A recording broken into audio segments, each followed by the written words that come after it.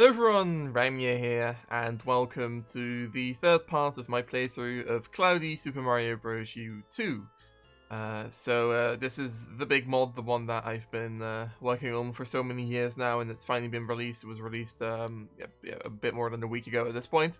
And yeah, this is the third part, like I said, so we're going to be continuing on with the mod. We're currently halfway through World 5.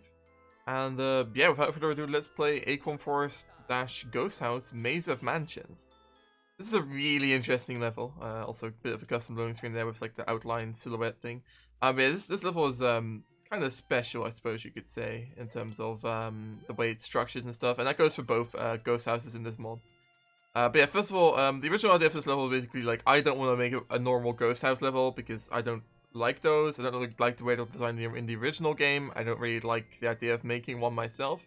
And so I was like, okay, I'll just like make it outside ghost house level, kind of using a tile set inspired by what they did for the Sakura like houses in newer Wii, but totally like a different spin on that kind of idea. But yeah, you know, this kind of outside ghost house style set. However, in the end, I still ended up making a pretty average kind of ghost house level in terms of like the way it's structured. It just happens to be outside, just a completely different aesthetic. But yeah, so the main mechanic of this level, I suppose, is just like doors and confusing doors and stuff, and yeah, that's basically it. So a fun fact here is that like most people will probably go into this first door and then think, oh hey, we're into this like different area up here. But actually, it's just the same section with like a little camera thing. I just find that funny. I've seen some people who immediately realized that, and other people who didn't understand that the entire time. Of course, you also start out with this this star coin down here, which I think some people might be inclined to think, oh, that's like a fake star coin, like they have in your Wii, because those are upside down. But some other people might also already realize, like, no, that one's going to be like spun into place at some point. And this is actually the third star coin right here. It's not the first one. And so, yeah, I've seen some people being like confused, like, oh, maybe I have to like find some secret door in this zone, and then like I have to get that star coin right away. But no, actually, you don't have to worry about it. And at some point, someone's going to go through this door, and they're going to progress into the main section, or the main first section of the level. That first zone was more of like an introduction, I suppose. Yeah, I should shout out to Flizzle for making the like roof tiles here. Those were a 3D render. Apart from that, everything was made by me and like put together. And yeah, I think it looks pretty decent. Looks quite a lot like how you'd expect the ghost houses to look as the tile set, I imagine. So yeah. It's a fun room. This is a room we're going to be seeing a lot of throughout this part of the level, because yeah, this room is actually used 3 times throughout the level, and only the 3rd time you play through it, you'll get a star coin for it. That's the 2nd star coin. That's quite a fun little thing I did. This level went through quite a lot of changes towards the post-production of the mod, I suppose. So for example, originally there was a lot less of a focus on other mechanics other than the doors, but then like later on I decided, you know, I should probably add in those wooden boxes and the bruises. There were bruises already in the original version, but they weren't really a focus, and I felt that that would be a bit weird. So now they're more of a focus. So for example, this star coin, the way this is set up, is a completely like, you know, different from how it used to be. Also, if you jump up to the left there, which I guess we'll do after we finish the level, you'll get the secret exit. But yeah, we're not going to do that right now.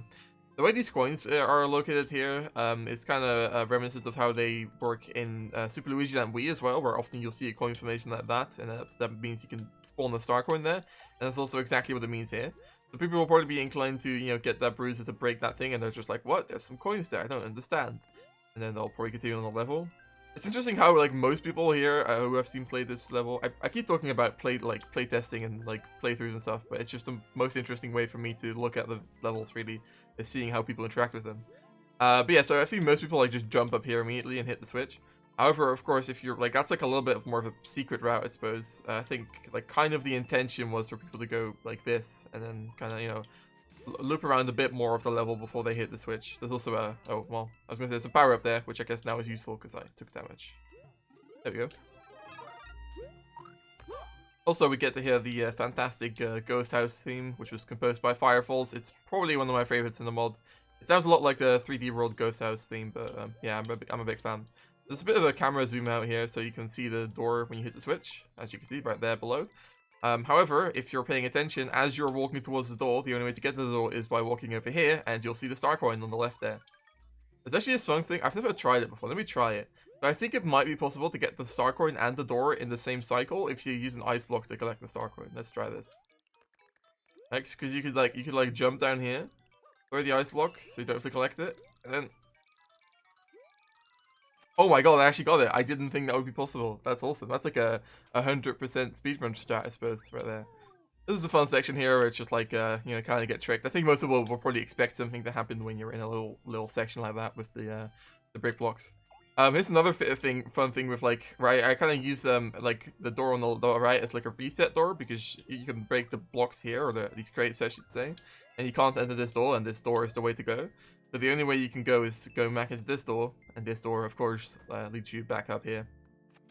Yeah, it's just a fun little setup. Those like holes on the sides are just there for the brick blocks to go somewhere. I've seen some people think that maybe there's like a secret there or something, but there's no way for you to get there, so it's not too big of a deal. And this is what they call the Metroidvania section of the level, where like you're kind of in this room for quite a while. So yeah, I forget what this door even leads to. I think this door leads you back to the midway section again. Like you do that drop again. Yeah, like this is kind of a section where you'll be here for a while if you don't know exactly where to go. You might enter a lot of doors and go back and then come back here and stuff. It's kind of fun. It's also interesting how this door switch you just hit didn't actually spawn any doors. Of course, for this level, the switches were like retextured to have the door icons on them, and then if you hit this switch, boom, doors. Yeah. So, but it's funny how that door switch there didn't actually do anything with doors really. Yeah, I'm not a huge fan of the way the second cyclone ended up just being in this random door here, but like the thing that's funny about it is that at this point, I guess I skipped over one of them, but this could potentially be the third time you go through this section. And that also means that you'll probably have collected a lot of those coins already, which makes it progressively harder because you don't know exactly where to go, but you might like memorize it. So yeah, it's an interesting setup. It's like it didn't turn out perfectly, I think, but it's pretty fun, I forget what happens when you go into the middle door there, but the way to go is this door on the right. The actual level, like ignoring the star coins, kind of fizzles out at the end here. Like it's not really that interesting what happens here. It's just like some bruiser stuff. But of course, this third star coin is such a fun one because it's just like two different very fun setups here. So first of all, there's this door here that only appears when you're far away from it. It's like a shy door, and I find it funny how many people I've seen actually like kind of understand that yeah you're supposed to like sneak up on the door. Like the door can see you if you go down here. And yeah, it's like a stealth mission.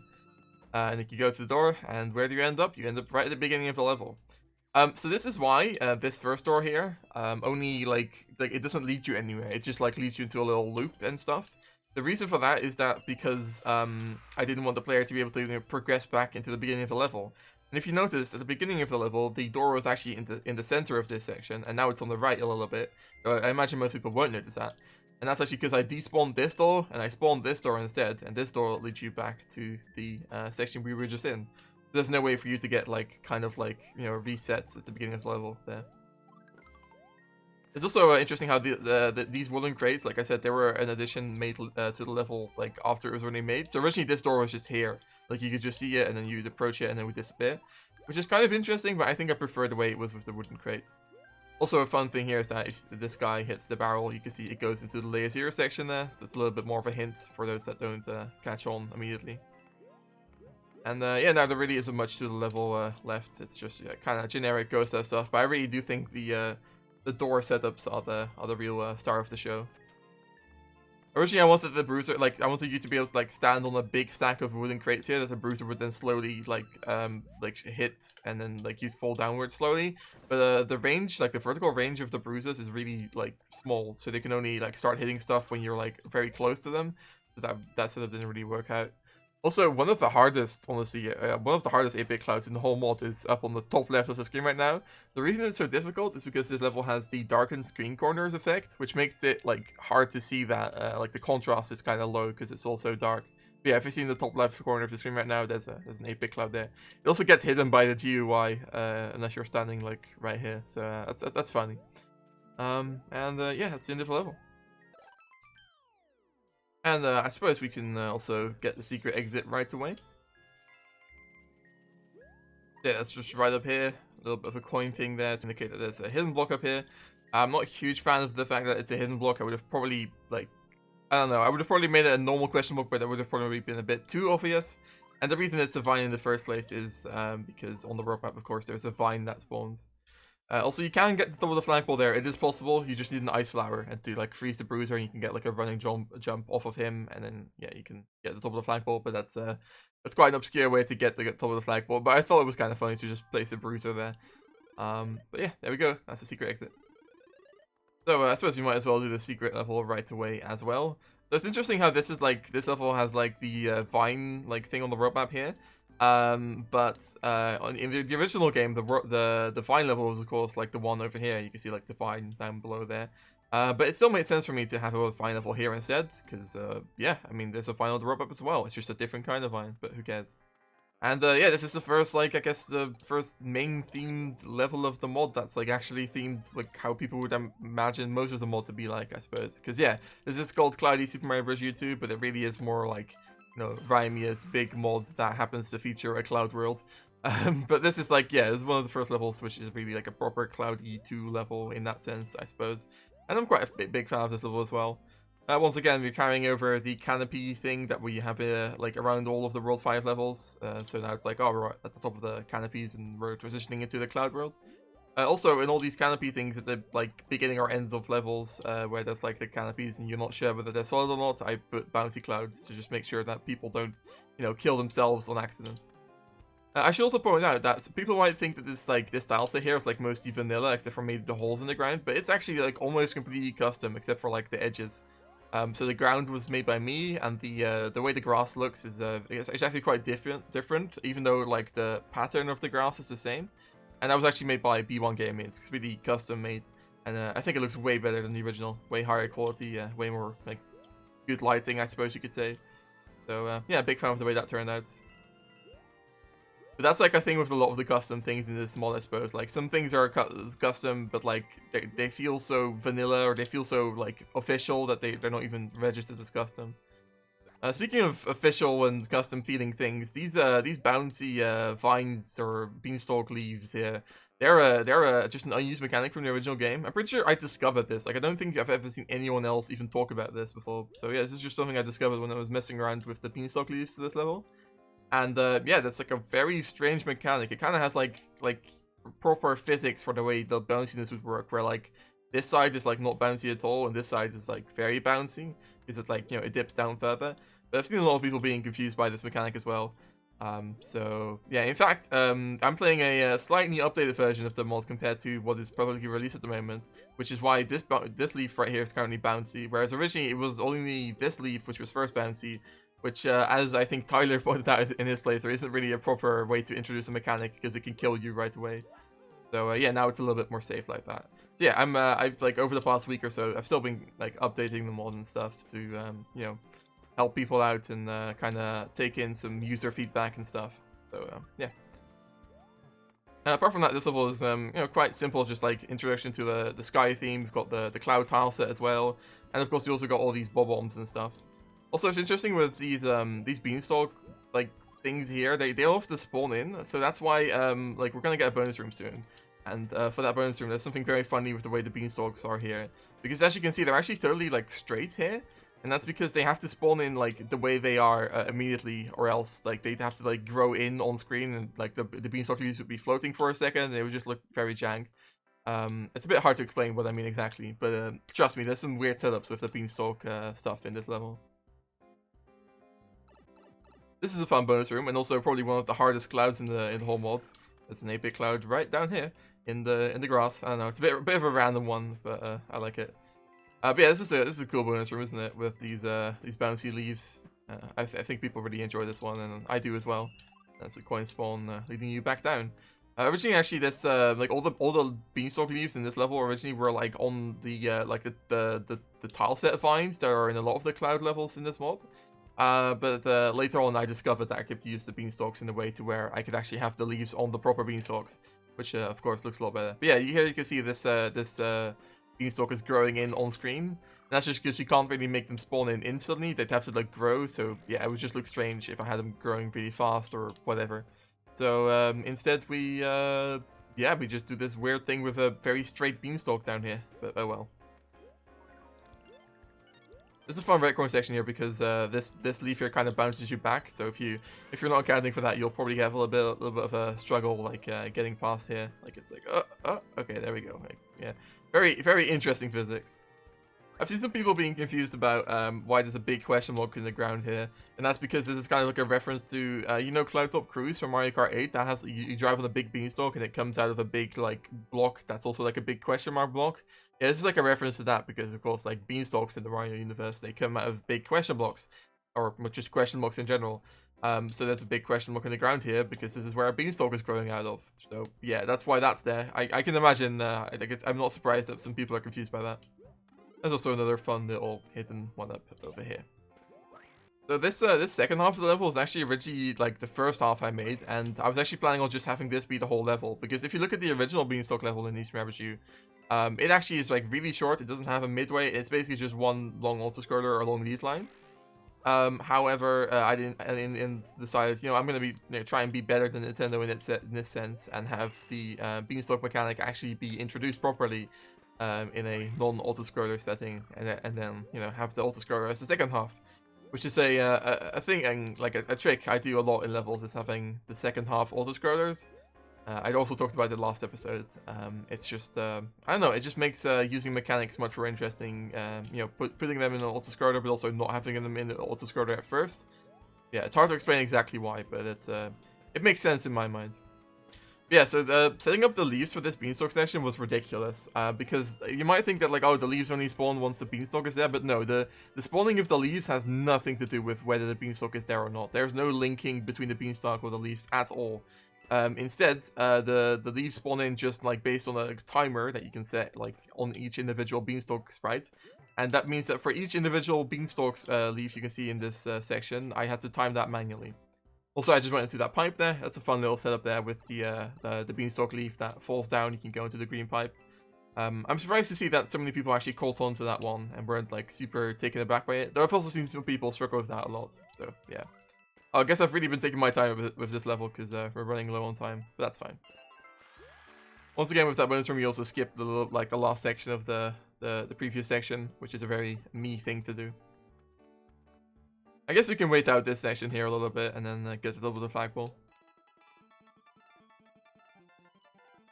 Alright, there we go. I like how here, like, you think, like, maybe you're supposed to make a jump like this, and you probably can make the top of the flagpole like that. But the cool way to do it, of course, is to, oh, I didn't mean to actually jump on that yet. Yeah, okay. Is to do something like this. There we go. And if you actually remember, this is also where the final, or not the final, I keep saying the final, the first trailer of the mod, ended right here. Now, of course, instead of going on to World 7, we're going to go back and continue with World 5. With Midnight Thrill Ride. This level has an interesting history. I made this originally for, what was it, Halloween 2020? Oh, I think it was. Jesus. I guess this one was 2021, but I don't think so, actually. Maybe it was. I'm not sure, actually, whether it was Halloween 2020 or 2021. Either way, I made this level as a Halloween thingy for my YouTube channel. And then only later on I decided, you know what, it'd be fun to just put this in Cloud 2. I'm like a big fan of the way this level turned out. So let's do that. Once again, shoutouts to Flizzle for doing most of the model stuff for this mod, except for the backgrounds, which are of course made by Woody. Because he also custom modeled these barrels here, which are not in the original Need for Speed Wii. They're an unused mechanic, which was kind of left over from Need for Speed Wii. It just didn't feature like a model or anything, so he had to model that himself. And they look really nice.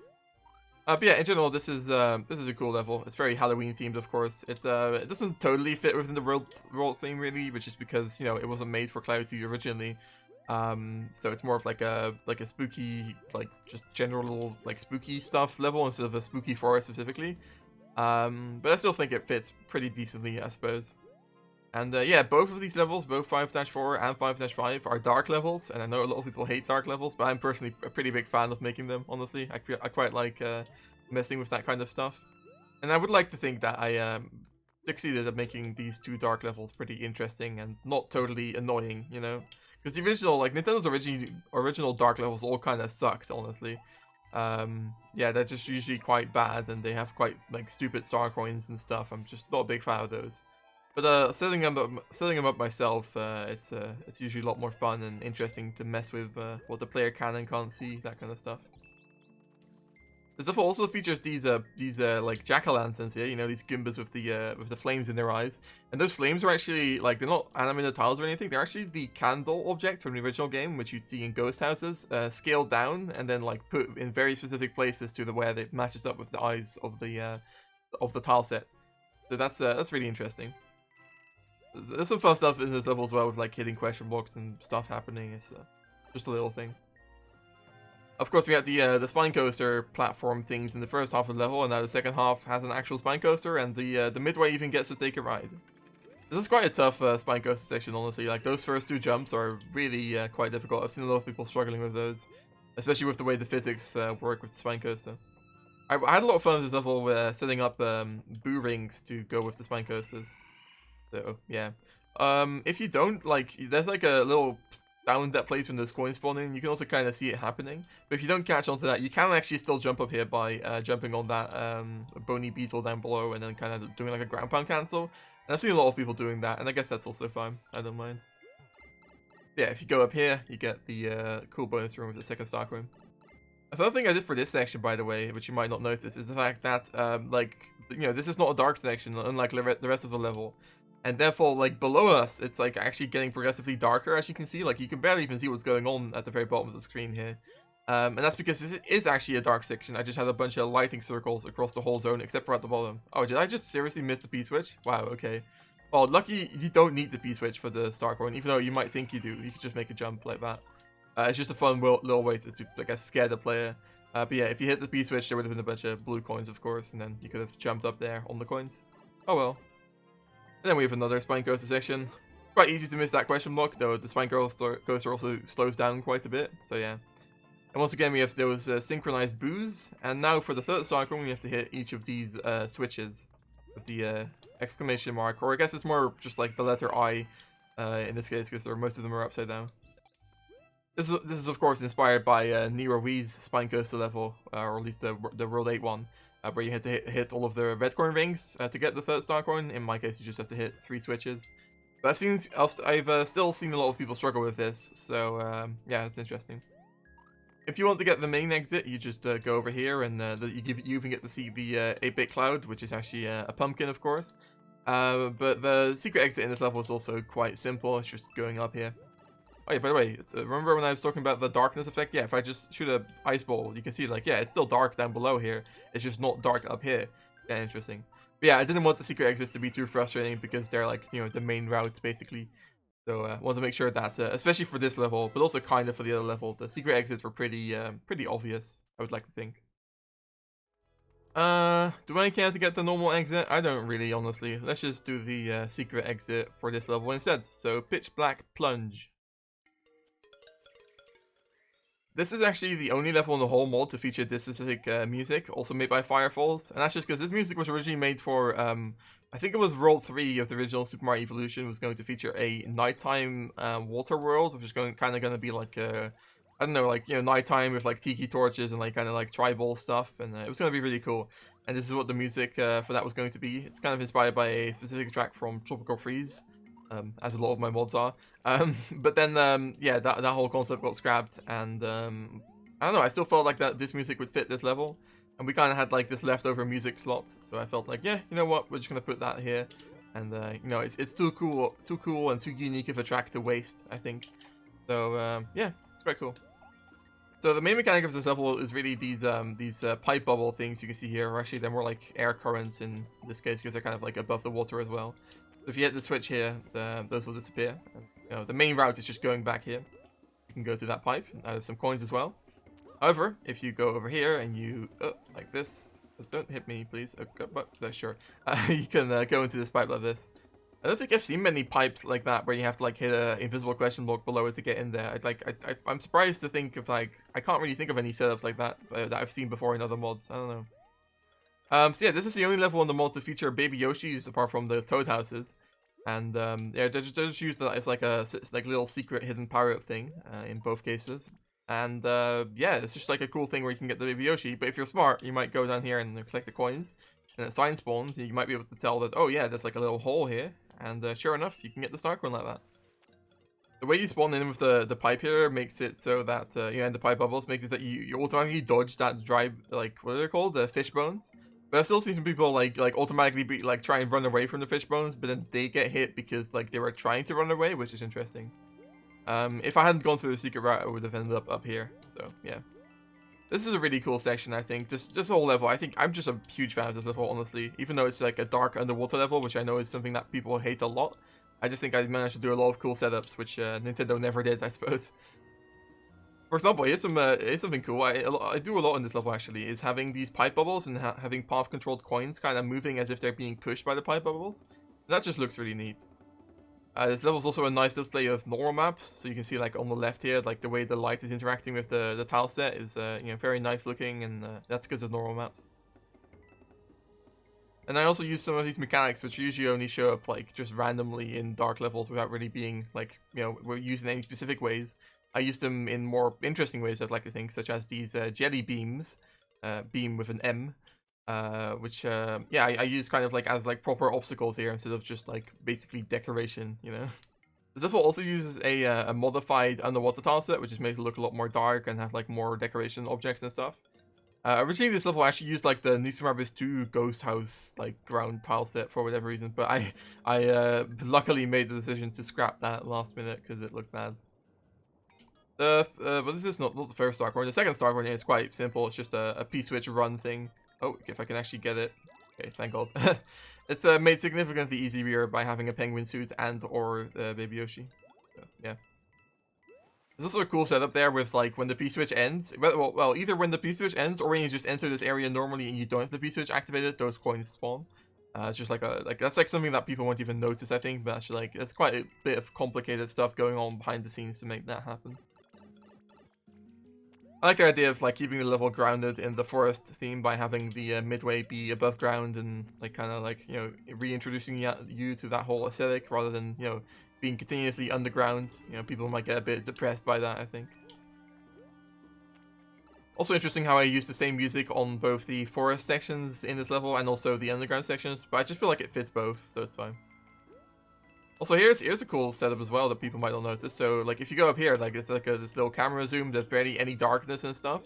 But then you jump down, and then, like, the camera, like, zooms out, and it's dark, and, like, it just suddenly feels completely different.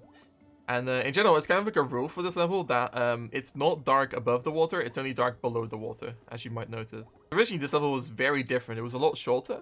In fact, the section we just played through, like, at the end of the first half, was actually the final section of the level, and, like, the midway section was between that and the section before that.